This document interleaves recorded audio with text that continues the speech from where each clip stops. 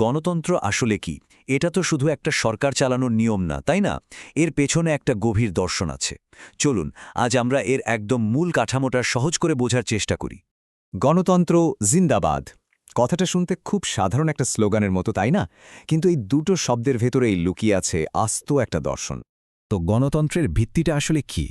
এর গোড়ায় রয়েছে খুবই সহজ কিন্তু অসম্ভব শক্তিশালী একটা ধারণা, আর সেটা হলো আমরা, মানে সাধারণ জনগণই সব ক্ষমতার উৎস। মানে ব্যাপারটা হলো কোনো শাসন ব্যবস্থা কিন্তু আকাশ থেকে পড়ে না। এটা আমাদের জনগণের সম্মিলিত ইচ্ছারই একটা প্রতিফলন। ক্ষমতা আসে একদম নিচ থেকে, সাধারণ মানুষের কাছ থেকে।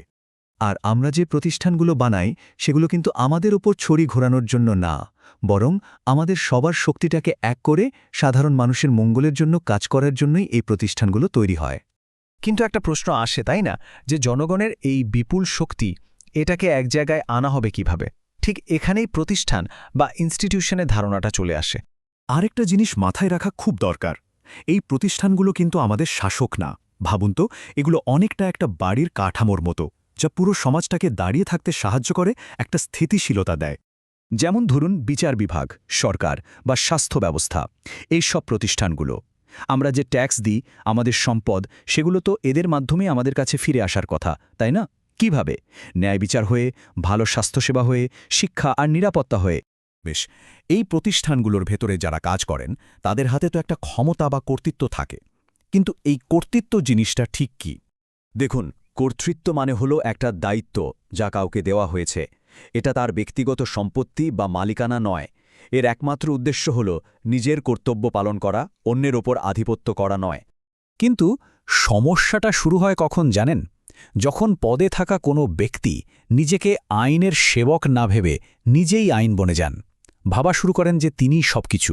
ঠিক ওই মুহূর্তেই দায়িত্বটা হয়ে যায় মালিকানা, আর ঠিক সেখান থেকেই পুরো সিস্টেমটা লাইনচ্যুত হতে শুরু করে, যেটাকে আমরা বলছি ড্রিফট। তাহলে প্রশ্ন হল, এই সব কিছু একসাথে ঠিকঠাকভাবে চলে কিভাবে? এখানেই গণতন্ত্রের সবচেয়ে জরুরি, সবচেয়ে হেকসিম ধারণাটা চলে আসে, আর সেটা হল ভারসাম্য। দেখুন, চক্রটা খুব সহজ।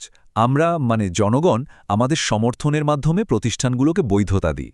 প্রতিষ্ঠানগুলো আবার আইন আর নিয়মকানুন দিয়ে সমাজে স্থিতিশীলতা ধরে রাখে।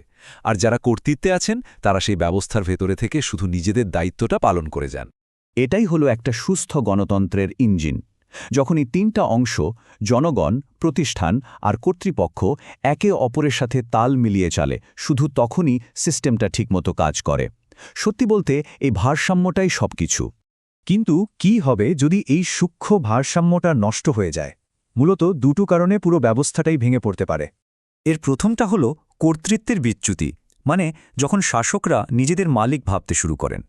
আর দ্বিতীয়টা হল জনগণের হস্তক্ষেপ, যখন সাধারণ মানুষ প্রতিষ্ঠানের কাজটা নিজেরাই করতে যায়।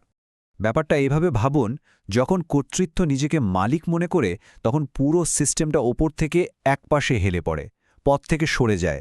আর অন্যদিকে যখন ক্রুদ্ধ জনতা বিচারকের চেয়ারে বসে পড়তে চায়, তখন সিস্টেমটা একদম নিচ থেকে নড়বড়ে হয়ে যায়। দুটোই কিন্তু গণতন্ত্রের জন্য সাংঘাতিক ঝুঁকির। তাহলে ভারসাম্য রক্ষা করার উপায়টা কি? এর উত্তরটা কিন্তু খুব সহজ এবং এর মূল ধারণার মধ্যেই লুকিয়ে আছে। গণতন্ত্র আসলে খুবই সহজ একটা জিনিস। শুধু ভারসাম্যটা ধরে রাখতে হবে, সিস্টেমটাকে তার আসল পথে রাখতে হবে। আর সবার আগে রাখতে হবে জনগণকে।